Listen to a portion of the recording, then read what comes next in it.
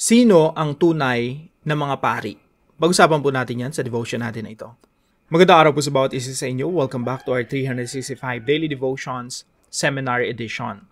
Now, bago po ako magsimula, gusto po manang batiin yung mga active po dito sa ating community. Unang-una po si Edwin Balahadia. Meron tayong 720 comments from him.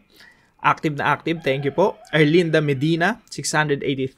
And Ruben Suelo, 647. Binabati ko po ng happy birthday si Sister Janine. Isang pagbati mula kay Ronald Toledo. And happy birthday rin kay Sister Vilma Francisco. Now, yung topic po natin ay patungkol po sa priest. Pag sinabi po nating priest ay pari. Now, a priest in the Old Testament was a man appointed by God to offer sacrifices, prayers, and praises on behalf of the people. So, sa Old Testament pa lang, may mga pari na. Ang role nila, yung mga kaparian po kasi galing sa isang tribo ng bayan ng Israel. Yung bayan ng Israel, meron pong 12 tribo. Yung isang tribo doon, talagang nilaan ng Diyos, dinesignate ng Diyos na maging pari. So, yung buong tribo na yun, puro mga pari yun, yung mga Levites. So, yung isang pari, he acted as a mediator between a holy God and sinful humanity. This role pointed forward to Christ, to Jesus Christ, the ultimate and final high priest, who offered himself as the perfect sacrifice once for all. Christ has fulfilled the priestly office completely. There is no need for repeated sacrifices or human mediators.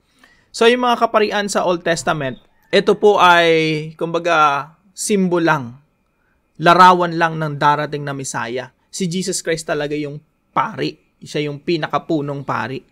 So, lahat ng ginagawa ng mga priest sa Old Testament, yan yung i-fulfill, yan yung tuto pa rin ng ating Panginoong Jesucristo. So, pag-aralan po natin yan.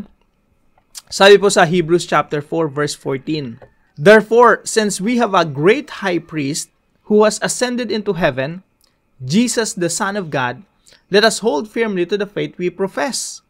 Yamang tayo'y mayroong isang marangal at pinakapunong pari na pumasok sa kalangitan, si Jesus na anak ng Diyos ay hawakan nating matatag ang ating ipinapahayag."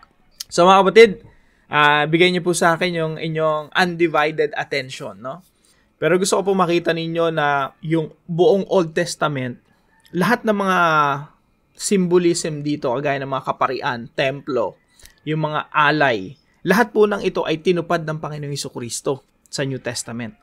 Kaya po tayo mga Kristiyano, kaya po tayo nananampalataya sa Panginoong Jesucristo, kaya tayo naniniwala sa Diyos. Kasi lahat ng mga symbolism at propesiya sa Old Testament ay tinupad ni Kristo. Nangangahulugan lang na merong Diyos na meron talagang kontrol sa history ng sangkatauhan. Kasi nagbigay ng propesiya, mga symbolism sa Old Testament, tapos tinupad niya sa New Testament. Kaya po ako, buong-buo yung tiwala ako sa Biblia. At hindi po ako Hindu, hindi ako Buddhist, hindi ako Muslim or Islam. Yung aking religion, I believe in the Bible kasi merong prophecy, merong fulfillment, merong symbolism, merong reality, si Jesus Christ. Yun po yung relationship ng Old Testament at New Testament. Ito po yung una nating katuruan ngayong araw. Jesus fulfilled the Old Testament priesthood.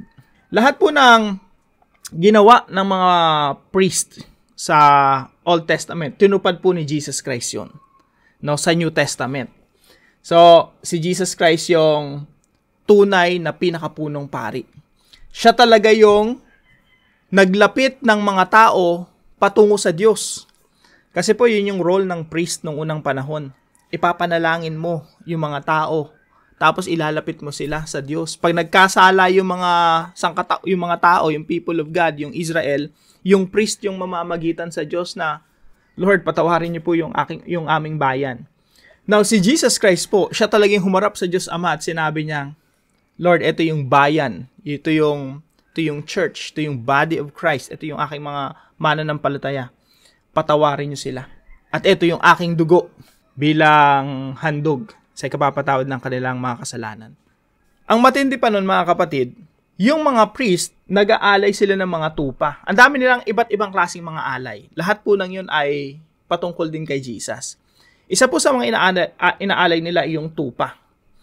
Now, pagdating sa New Testament, si Jesus na yung priest, si Jesus pa rin yung tupa. Siya rin yung tupa. John chapter 1 verse 29, sabi ni John the Baptist, yung nagbaptize kay Jesus, sabi niya, nung habang naglalakad si Jesus, sabi ni John the Baptist sa kanyang dalawang alagad, "Look, the Lamb of God who takes away the sins of the world." Sabi ni John the Baptist dun sa alagad niya, nakikita niyo naglalakad na yan? Siya yung kordero ng Diyos na mag-aalis ng kasalanan natin, mga mananampalataya. So, si Jesus, He is our priest, at the same time, He is our sacrifice. Jesus offered Himself as the perfect sacrifice. Kaya po dito sa Hebrews chapter 9 verse 12, ito po ang sinasabi. He did not enter by means of the blood of goats and calves, but He entered the most holy place, yung templo, yung tabernakulo, later on naging templo, na nag-aalay, ito yung nakikita niyo po sa screen. Once a year, pumapasok doon, tapos yung pinakapunong pari, tapos nagwiwisik ng dugo.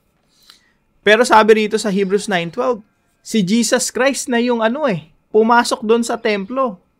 At winisik niya yung sarili niyang dugo. Yun po yung fulfillment ng nangyari doon sa krus ng Kalbaryo. Inalay niya yung sarili niyang dugo. But He entered the most holy place once for all by His own blood, thus obtaining eternal redemption. Kaya po tayo nagkaroon ng kaligtasan. Nailapit talaga tayo, na-reconcile tayo sa Diyos.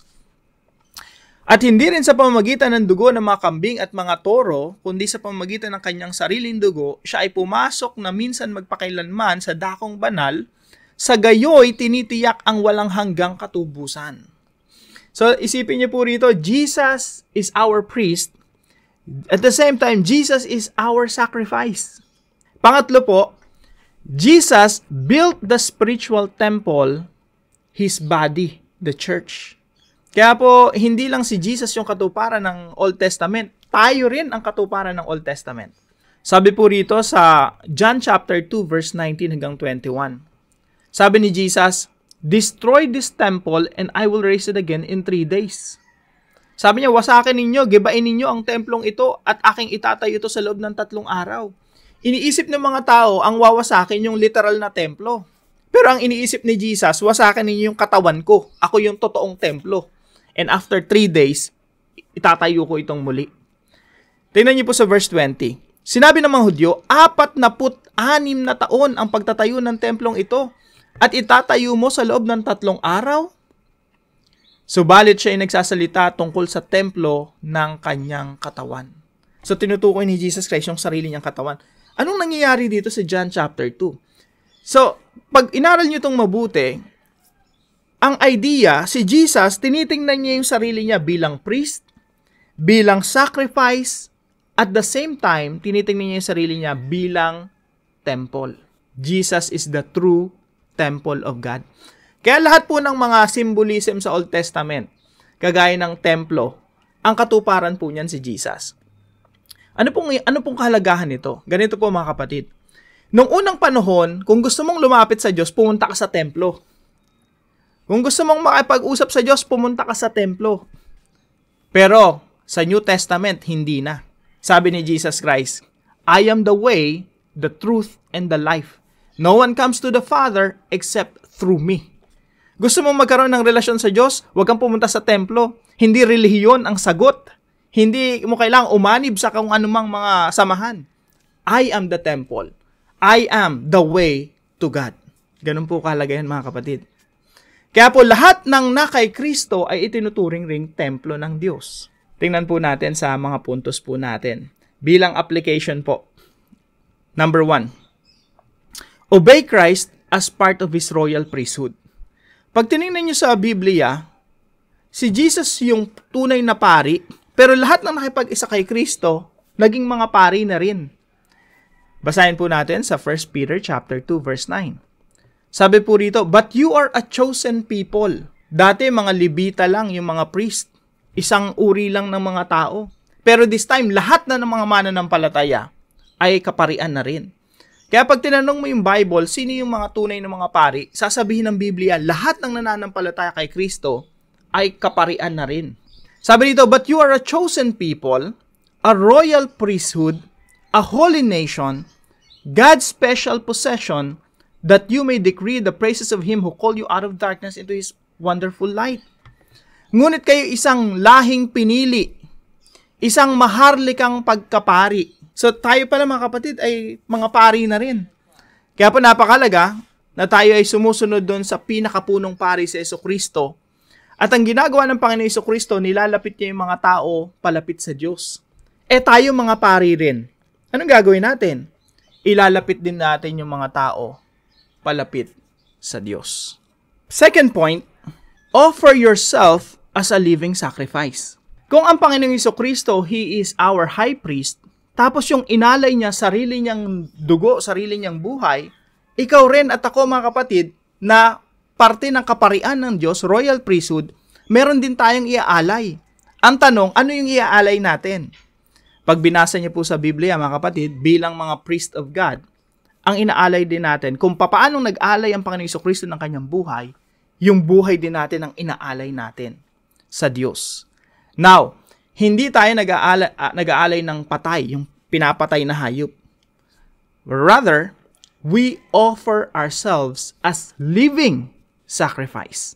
Tingnan po natin sa Romans chapter 12, verse 1. Sabi po ni Apostol Pablo, "Therefore I urge you, brothers and sisters, in view of God's mercy, to offer your bodies." Yung mga katawan natin, ino-offer natin sa Panginoon. Lord, hindi ako mag-aalay sa inyo ng hayop, ng kambing, ng kalapate.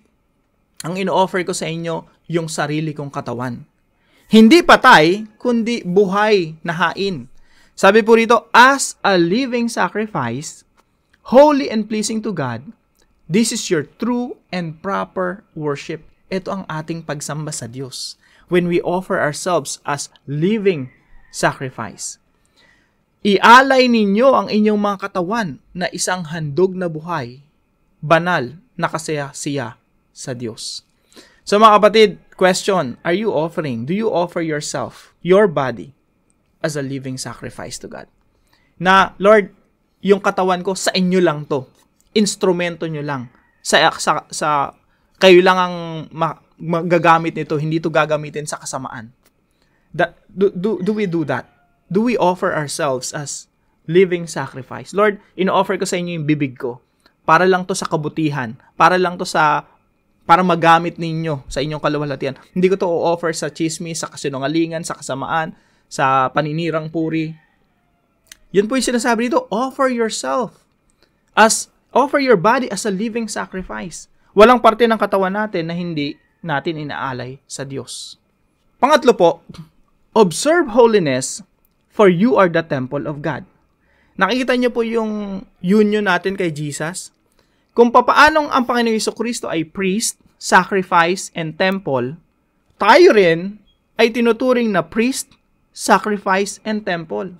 Kaya po sabi rito ni Pedro sa 1 Peter 2:5, you also, like living stones, are being built into a spiritual house. Tayo yung spiritual house, yung temple, to be a holy priesthood, offering spiritual sacrifices acceptable to God through Jesus Christ. Tayo pala yung spiritual na bahay ng Diyos. Sabi po rito sa 1 Corinthians chapter 3 verse 16, don't you know that you yourselves are God's temple and God's Spirit lives in you, dwells in you? 1 Corinthians 6:9-20, don't you know that your bodies are temples of the Holy Spirit, who is in you, whom you have received from God? You are not your own. Di mo pagmamayari yung sarili mo. You were bought at a price, therefore honor God with your bodies. Now, bilang mga templo ng ating Diyos, pinapanatili natin yung ating sarili sa tulong ng Santong Espiritu na malinis sa harapan ng Diyos. Kaya po, observe holiness, for you are the temple of God. Tahanan ka ng Diyos. Tahanan tayo ng Diyos. Dapat lagi tayong malinis. Isipin niyo po, yung isang tahanan na marumi. Nakakaya, di ba, pag merong ang bisita, tapos ang dumi ng bahay mo. Pero isipin mo, si God ang nakatira sa iyo. That's why we have to observe holiness. So, para po sa ating discussion, what does it mean to offer ourselves as living sacrifice? Tayo po'y manalangin. Heavenly Father, thank you for sending Jesus, our great high priest, who gave himself as the once-for-all sacrifice for sin. Because of him, I can come boldly to your throne with confidence and joy. Teach me to live as part of your royal priesthood, offering you my praise, my prayers, and my daily obedience. Help me to intercede for others with compassion and boldness. Let my life reflect the beauty of your grace and the holiness of your presence. I worship you, my God, through the perfect work of Christ. In His name I pray. Amen and amen.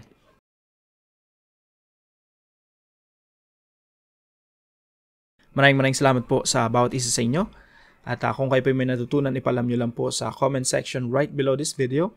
And please don't forget to share this devotion to your family and friends. God bless you po. See you po tomorrow.